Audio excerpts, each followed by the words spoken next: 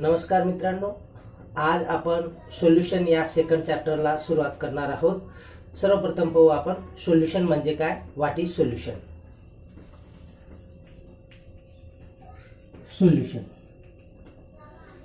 Solution is the homogeneous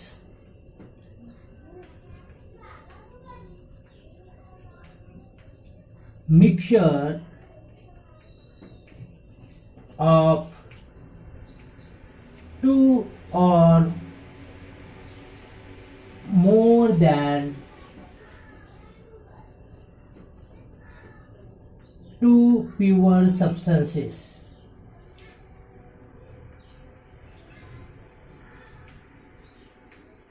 Solution is the homogeneous mixture of two or more than two pure substances. Solution हे दोन किंवा दोनापेक्षा जास्त शुद्ध पदार्थाच्या समांग किंवा एकजिनसी मिश्रणाला आपण सोल्युशन असे म्हणतो.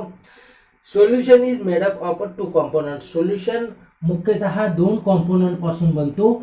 एक आहे सोल्यूट आणि दुसरा आहे सॉल्व्हंट. आणि याच्यापासून सॉल्व्हंट आणि सोल्यूट एकत्र आल्यावर काय तयार होत असतो, सोल्युशन. आता आपण सोल्यूट, सॉल्व्हंट आणि सोल्युशन यांना एक एक्झाम्पलच्या सहाय्याने समजून घेऊ. सर्वप्रथम पाहू आपण व्हॉट इज सोल्यूट. सोल्यूट म्हणजे काय. Solute is a substance that dissolve in a solvent. Solute हा एक असा सबस्टन्स आहे, असा एक पदार्थ आहे जो सॉल्व्हंट मध्ये डिझॉल्व होतो. काय, डिझॉल्व इन सॉल्व्हंट. सोल्यूटला मराठीमध्ये द्राव्य म्हणतात, सॉल्व्हंटला द्रावक म्हणतात आणि सोल्युशनला आपण द्रावण असे म्हणतो. तर सोल्यूट किंवा द्राव्य म्हणजे काय. Solute is a substance that dissolve in a solvent. जो सॉल्व्हंट मध्ये डिझॉल्व होतो, विरघळतो, त्याला आपण सोल्यूट म्हणतो. आणि generally solute are present in smaller amount. Solute हा जो कंपोनंट आहे तो सोल्युशन मध्ये कसा असतो, स्मॉलर अमाऊंट मध्ये असतो. म्हणजे सोल्यूट आणि सॉल्व्हंट पासून जे सोल्युशन बनणार आहे त्याच्यामध्ये सोल्यूट हा कॉम्पोनंट सोल्युशन मध्ये कमी प्रमाणात असतो, स्मॉलर अमाऊंट मध्ये असेल, त्याला आपण सोल्यूट असे म्हणतो. दुसरा आपण एक टर्म घेऊ. दुसरा term solvent. What is solvent. याला मराठीत द्रावक असे म्हणतात. तर solvent is a substance that dissolve solute is called as the solvent. Solvent हा असा एक सबस्टन्स आहे की जो सोल्यूटला स्वतःमध्ये डिझॉल्व करतो, विरघळवतो, त्याला आपण सॉल्व्हंट असे म्हणतो. Generally solvent is present in greater amount in the solution. सामान्यतः सॉल्व्हंट हा सोल्युशन मध्ये जास्त प्रमाणात असतो, तर सोल्यूट हा कमी प्रमाणात असतो. म्हणून सेकंड पॉइंट हा काय करतो, हा ग्रेटर अमाऊंट मध्ये आहे. Greater amount. Solvent is present in a greater amount. Solvent जास्त प्रमाणात असतो, सोल्यूट कमी प्रमाणात असतो. सोल्यूट सॉल्व्हंट मध्ये डिझॉल्व होतो, तर सॉल्व्हंट सोल्यूटला स्वतःमध्ये डिझॉल्व करून घेतो. एक एक्झाम्पल घेऊ. 5% शुगर सोल्युशन.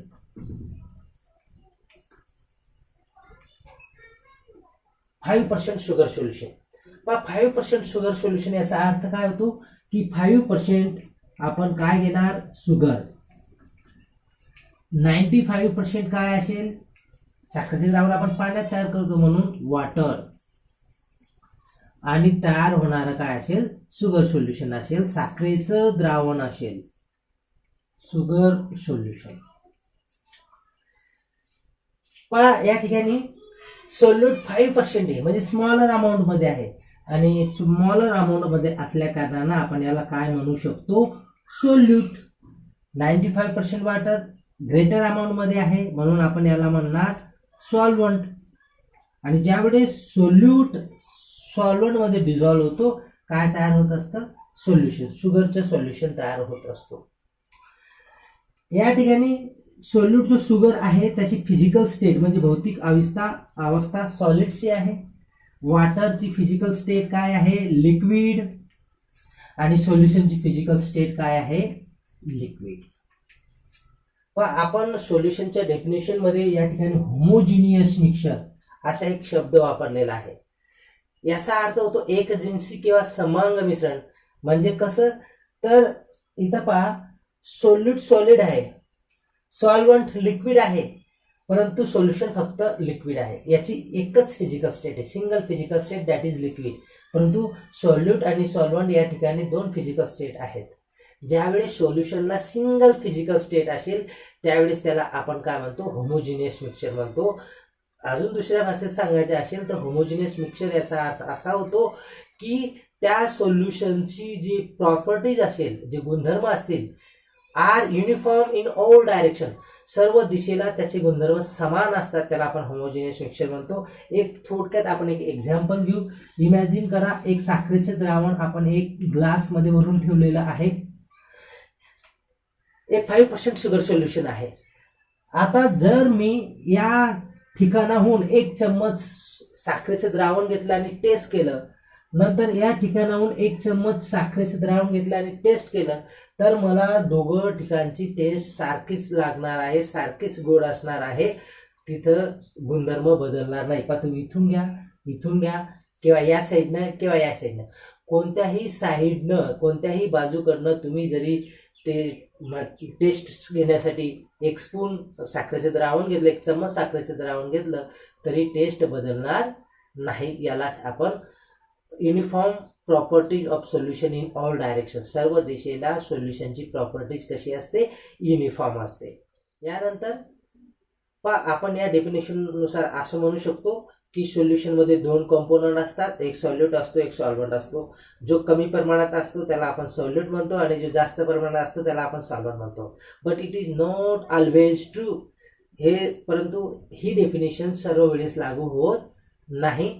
याच्यामुळे आपल्याला सोल्यूट सॉल्व्हंटची एक वेगळी डेफिनेशन पाहावी लागणार आहे. ती डेफिनेशन अशी आहे की the component of solution which has the same physical state as a solution is called as the solvent, and the other remaining component is called as the solute.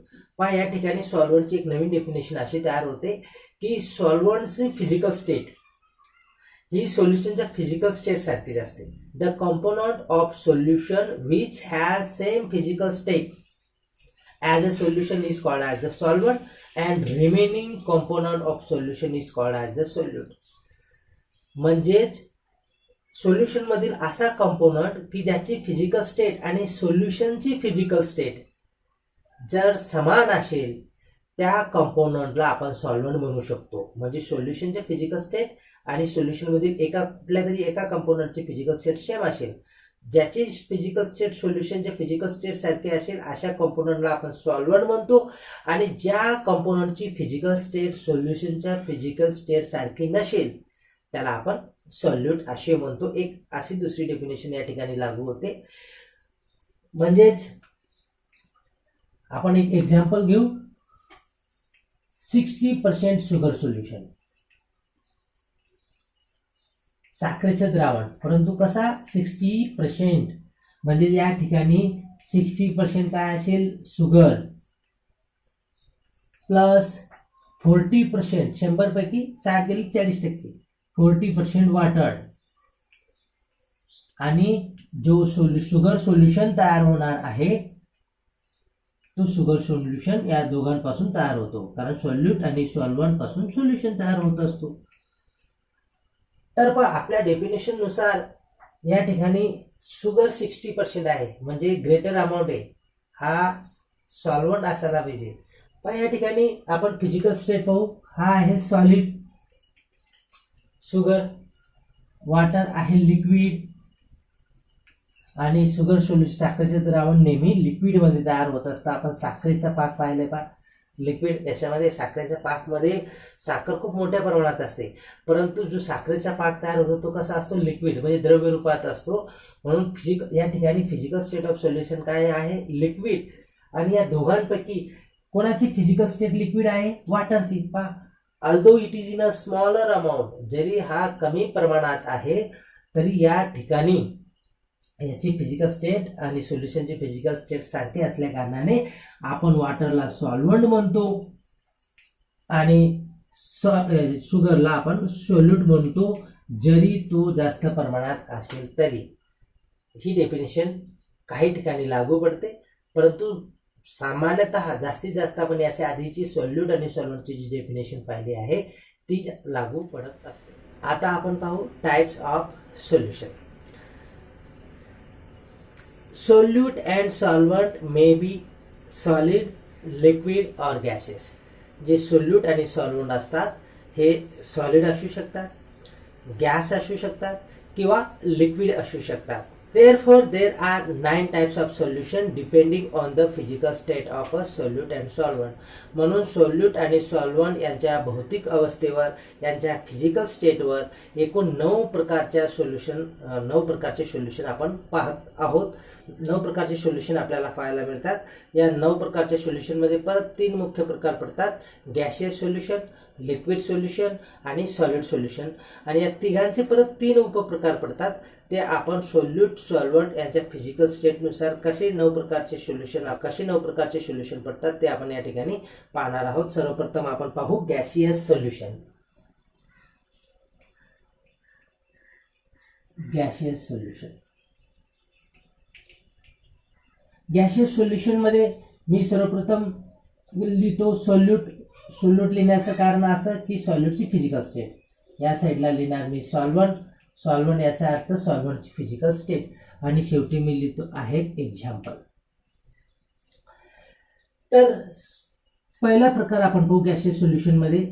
सोल्यूटची physical state असेल भौतिक अवस्था gas, solvent gas असणारच आहे, कारण याच्या आधीच्या definition मध्ये आपण असं पाहिलं की सोल्युशनची फिजिकल स्टेट आणि सॉल्व्हंटची फिजिकल स्टेट सेम असते. म्हणून सॉल्व्हंट कसा असायला पाहिजे, गॅसियस सोल्युशन मध्ये गॅसच असायला पाहिजे.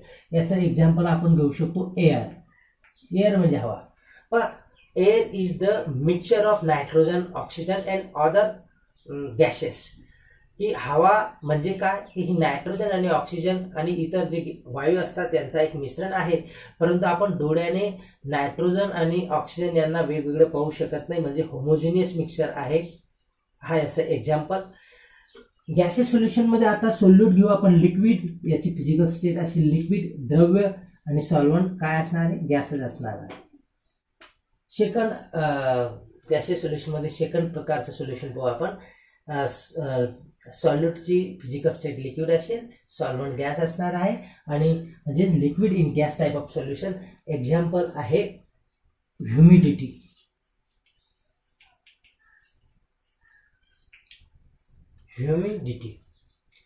तर किंवा अजून एक एक्झाम्पल आपण पाहू शकतो chloroform in nitrogen.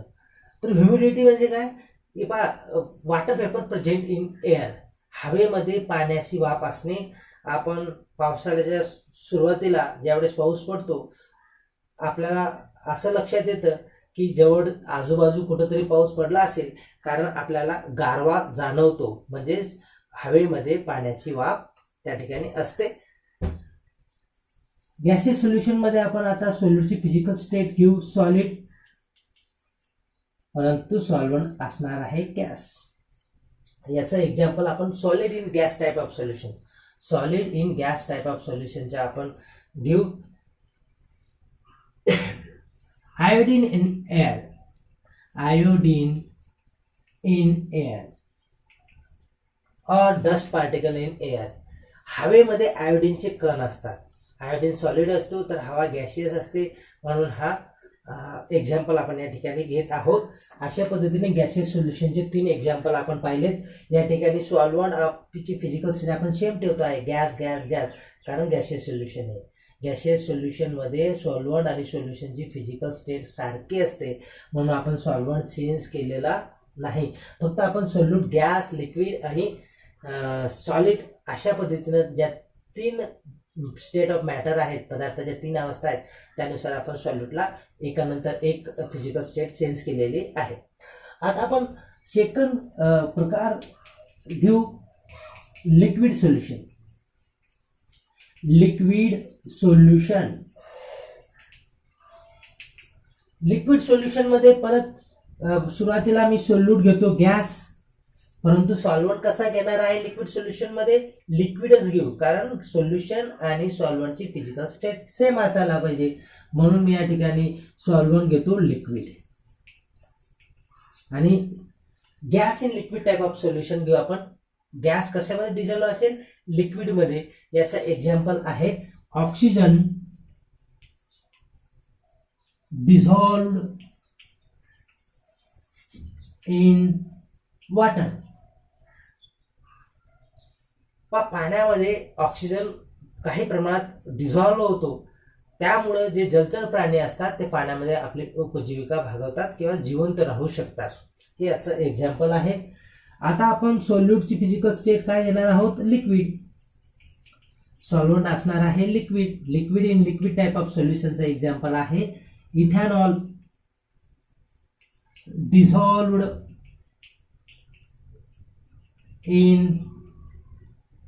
dissolved in water. Ethanol पाण्यामध्ये विरघळतो. वाईन एक एक्झाम्पल आहे की इथेनॉल पाण्यामध्ये डिझॉल्व्ह होतो. हा liquid in liquid type of सोल्युशनचं एक्झाम्पल आहे. आता लिक्विड सोल्युशन तिसरा प्रकार सॉल्यूट. आपण आता सॉलिड घेऊ.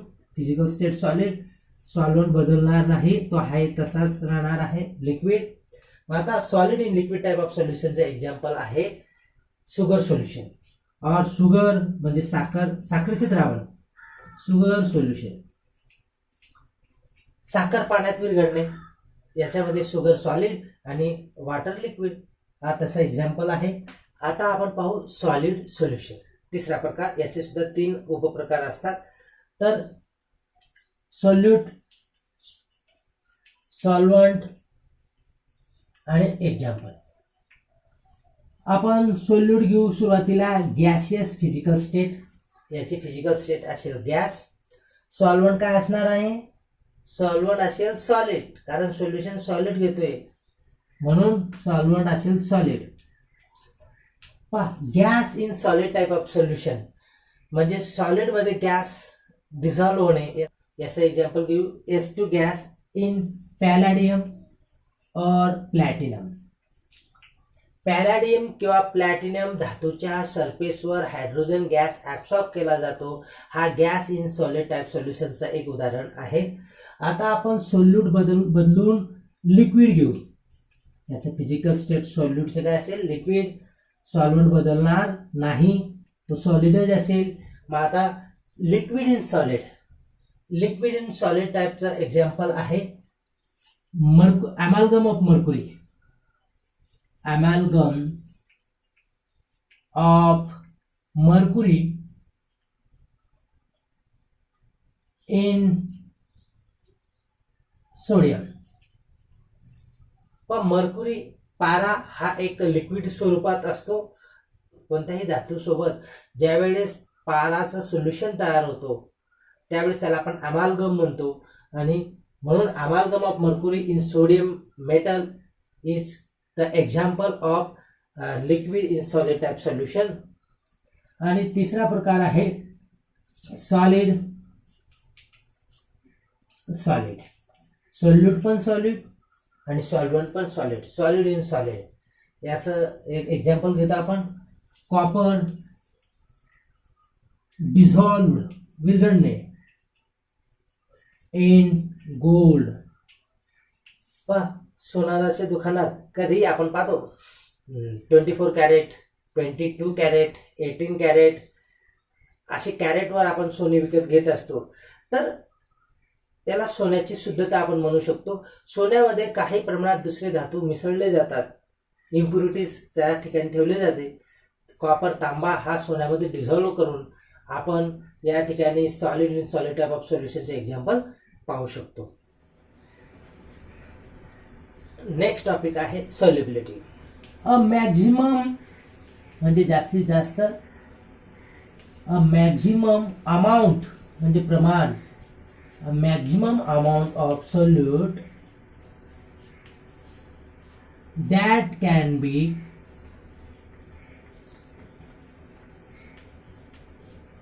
dissolved by unit volume of solvent to form a saturated solution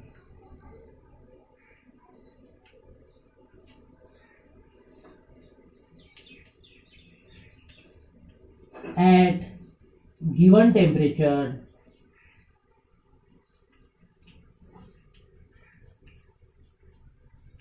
is called solubility. तर a maximum amount of solute that can be dissolved by unit volume of solvent. Unit volume of solvent generally आपण 1 litre घेतो. एक एकक volume, एक एकक आकारमान सॉल्व्हंटचा आपण 1 litre घेऊ शकतो. 1 लिटर सॉल्व्हंट मध्ये जास्तीत जास्त किती सोल्यूट डिझॉल्व्ह होऊ शकतो जेणेकरून एक संतृप्त सोल्युशन म्हणजे संतृप्त द्रावण सॅच्युरेटेड सोल्युशन तयार होईल दिलेल्या तापमानाला, त्याला आपण solubility असे म्हणतो. A maximum amount of solute that can be dissolved by a unit volume of solvent to form a saturated solution at given temperature is called as the solubility of a solution. Solubility म्हणजे काय की एक unit volume, 1 unit volume आपण generally 1 litre घेतो. म्हणजे 1 litre पाण्यामध्ये जास्तीत जास्त किती सॉल्यूट डिझॉल्व्ह होऊ शकतो जेणेकरून एक सॅच्युरेटेड सोल्युशन म्हणजे संतृप्त द्रावण तयार होईल दिलेल्या तापमानाला, त्याला आपण सॉल्युबिलिटी असे म्हणतो. एक एक्झाम्पल घेऊ आपण, त्यानुसार समजून घेऊ. समजा 1 लिटर आपण या ठिकाणी वॉटर घेतलेलं आहे आणि याच्यात आपण आता मीठ म्हणजे NaCl टाकतोय. कशासाठी? डिझॉल्व्ह करण्यासाठी. आपण NaCl टाकत गेलो, हा डिझॉल्व्ह होत जाईल पाण्यामध्ये, परंतु कुठपर्यंत? एक विशिष्ट मर्यादेपर्यंत. समजा असं माना की 500 ग्रॅम NaCl 1 लिटर पाण्यामध्ये विरघळतो. एक कल्पना करू आपण 500 ग्रॅम. आता तुम्ही जर 500 ग्रॅम नंतर 1 ग्रॅम जरी NaCl या वॉटरमध्ये टाकण्याचा प्रयत्न केला तर तो डिझॉल्व्ह होणार नाही. 1 ग्रॅम असेल तर 500 ग्रॅम जो NaCl असेल तो डिझॉल्व्ह होईल आणि 1 ग्रॅम किंवा समजा आपण 600 ग्रॅम टाकला तर 100 ग्रॅम जो NaCl असेल तो तळाशी ॲज इट इज साचेल, तो डिझॉल्व्ह होणार नाही, विरघळणार नाही. कारण प्रत्येक सॉल्व्हंटची एक विशिष्ट मर्यादा असते की किती प्रमाणात सॉल्व्हंट डिझॉल्व्ह करायचा. याला आपण सॅच्युरेटेड सोल्युशन म्हणतो. आपण पुढे पाहणार आहोत, परंतु सॉल्युबिलिटी तुम्हाला समजली असेल की maximum amount of solute that can be dissolved by a unit volume of solvent. Unit volume 1 litre पाण्यामध्ये जास्तीत जास्त किती प्रमाणात सोल्यूट डिझॉल्व्ह होऊ शकतो यालाच आपण त्याची सॉल्युबिलिटी म्हणतो ॲट अ गिवन टेम्परेचर. आणि त्याच्यामुळे एक सॅच्युरेटेड म्हणजे संतृप्त द्रावण तयार होत जाईल. आता there are 3 types of solution based on the amount of dissolved solute present in a solvent. किती सॉल्यूट सोल्युशन मध्ये डिझॉल्व्ह आहे याच्यावरनं सोल्युशनचे परत 3 प्रकार पडतात. अनसॅच्युरेटेड सोल्युशन असंतृप्त द्रावण, सॅच्युरेटेड सोल्युशन संतृप्त द्रावण आणि सुपर सॅच्युरेटेड सोल्युशन म्हणजे अति संतृप्त द्रावण. असे 3 प्रकार आपण वन बाय वन पाहणार आहोत. आता आपण पहिला प्रकार पाहू, अनसॅच्युरेटेड सोल्युशन. काय आहे तर पहा, सोल्युशन असा सोल्युशन दॅट कंटेन्स ज्याच्यामध्ये कशाचा समावेश असेल, कंटेन्स सोल्युशन दॅट कंटेन्स लेस म्हणजे कमी solute than maximum amount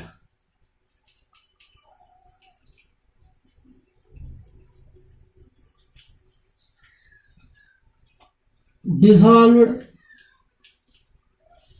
by a unit volume of solvent at given temperature.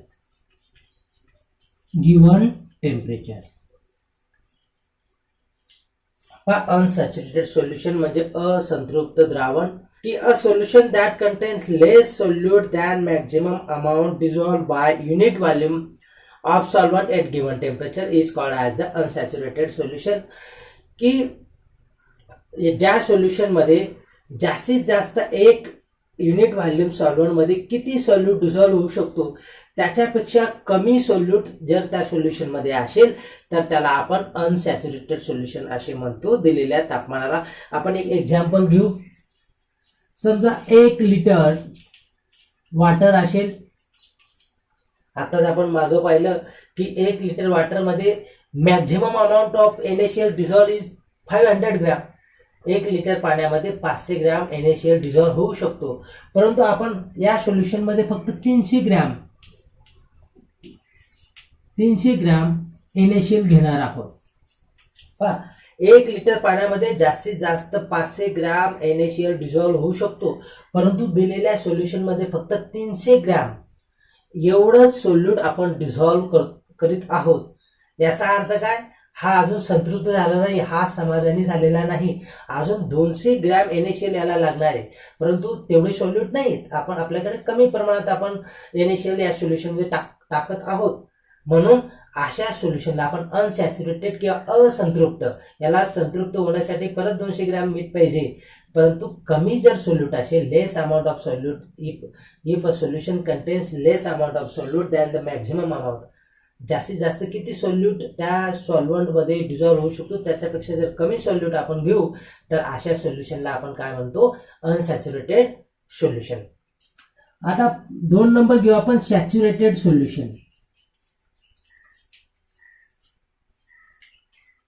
Saturated solution काय आहे? सॅच्युरेटेड सोल्युशन तर a maximum amount of solute that can be dissolved by a unit volume of a solvent at a given temperature. की दिलेल्या तापमानाला जास्तीत जास्त किती solute 1 unit volume solvent मध्ये डिझॉल्व्ह होऊ शकतो. की दिलेल्या तापमानाला 1 युनिट व्हॉल्यूम सॉल्वंट मध्ये जास्तीत जास्त किती सोल्यूट डिझॉल्व्ह होऊ शकतो, याला आपण सॅच्युरेटेड सोल्युशन किंवा संतृप्त सोल्युशन असे म्हणतो. आपण ऑलरेडी हा एक्झाम्पल घेतलेला आहे. समजा 1 लिटर आपण 1 युनिट व्हॉल्यूम सॉल्वंट या ठिकाणी वॉटर घेतलेला आहे आणि याच्यामध्ये किती 500 ग्रॅम NaCl, आपण 500 ग्रॅम NaCl या 1 लिटर पाण्यामध्ये टाकलं तर सर्व 500 ग्रॅम मीठ डिझॉल्व्ह होईल. ही मॅक्झिमम कॅपॅसिटी आहे, आपण याच्या आधी पाहिलं आहे. याच्यापेक्षा जास्त आपण समजा 600 ग्रॅम टाकण्याचा प्रयत्न केला तर 500 ग्रॅम या 1 लिटर सॉल्वंट मध्ये 500 ग्रॅम NaCl डिझॉल्व्ह होईल आणि उर्वरित 100 ग्रॅम NaCl हा तळाशी साचेल. पुढचा पॉइंट आहे सुपर सॅच्युरेटेड सोल्युशन. अति संतृप्त द्रावण असं आपण याला म्हणतो. याची डेफिनेशन आहे, a solution that contains more solute than maximum amount dissolved by a unit volume of a solvent at a given temperature. की एखाद्या सोल्युशन मध्ये जर जास्तीत जास्त जेवढे सोल्यूट डिझॉल्व्ह होतील त्याच्यापेक्षा जास्त सोल्यूट असेल 1 युनिट व्हॉल्यूम सॉल्वंट मध्ये तर अशा सोल्युशनला आपण सुपर सॅच्युरेटेड सोल्युशन किंवा अतिसंतृप्त द्रावण असे म्हणतो. परत एकदा ऐका, की a solution that contains more solute than maximum amount dissolved by unit volume of solvent at given temperature. की एखाद्या सोल्युशन मध्ये जर जास्तीचा सोल्यूट उपस्थित असेल 1 युनिट व्हॉल्यूम सॉल्वंट मध्ये दिलेल्या तापमानाला, की जे आता समजा आपण एक एक्झाम्पल घेऊ, परत तोच एक्झाम्पल आपण घेऊ. 1 लिटर वॉटर घेत आहोत आणि या ठिकाणी समजा मी 700 ग्रॅम NaCl डिझॉल्व्ह करण्याचा प्रयत्न केला तर फक्त 500 ग्रॅम NaCl या 1 लिटर पाण्यामध्ये डिझॉल्व्ह होईल. उर्वरित 200 ग्रॅम जो काही NaCl असेल तो तळाशी साचेल, तो डिझॉल्व्ह होणार नाही, विरघळणार नाही. याला आपण सुपर सॅच्युरेटेड सोल्युशन म्हणतो. का आपल्या डेफिनेशन नुसार मोर solute than the maximum amount, की मॅक्झिमम किती प्रमाणात सॉल्व्हंटमध्ये डिझॉल्व्ह होऊ शकतो, त्याच्यापेक्षा जास्त सोल्यूट आपण जर घेतलेला असेल तर अशा सोल्युशनला आपण सुपर सॅच्युरेटेड सोल्युशन असे म्हणत असतो.